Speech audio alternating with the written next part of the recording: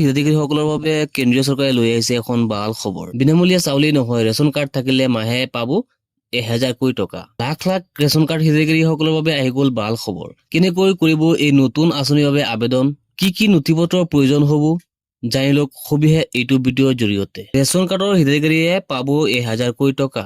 1 জুনৰ পৰা আৰম্ভ হ'ব, আপোনালোকে আবেদন কৰিব লাগিব।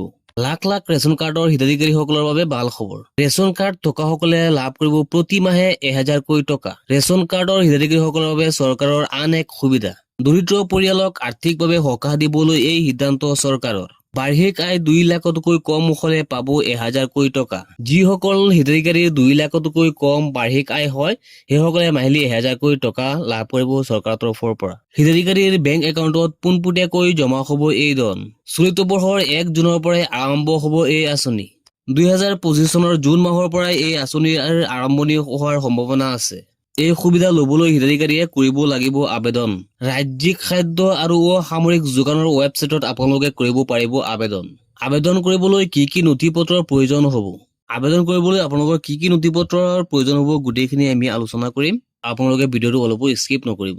আবেদন কৰিবলৈ প্ৰয়োজন হ'ব ৰেচন কাৰ্ড, আধাৰ কাৰ্ড, বেংক পাছবুক, আয়কৰ প্ৰমাণপত্ৰ, বাসস্থানৰ প্ৰমাণপত্ৰ আৰু মোবাইল নম্বৰ।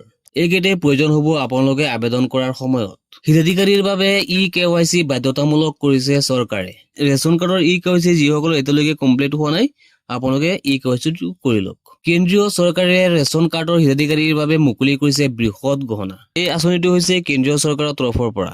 অসম চৰকাৰে এতিয়ালৈকে কোনো ঘোষণা কৰা নাই। অসম চৰকাৰে লাখ লাখ ৰেচন কাৰ্ডৰ হিতাধিকাৰীসকলৰ বাবে ভাল খবৰ। ৰেচন কাৰ্ডৰ হিতাধিকাৰীৰ বাবে চৰকাৰৰ আন এক সুবিধা। দৰিদ্ৰ পৰিয়ালক আৰ্থিকভাৱে সকাহ দিবলৈ সিদ্ধান্ত চৰকাৰৰ। চলিত বৰ্ষৰ 1 জুনৰ পৰাই আৰম্ভ হ'ব এই আঁচনি। এই সুবিধা ল'বলৈ হিতাধিকাৰীয়ে কৰিব লাগিব আবেদন। আৰু আপোনালোকে কেনেকৈ ইয়াৰ বাবে আবেদন কৰিব, প্ৰক্ৰিয়াটো আৰম্ভ হোৱাৰ লগে আমি ভিডিঅ'ৰ জৰিয়তে আপোনালোকক দেখুৱাই দিম ফুল প্ৰচেছ।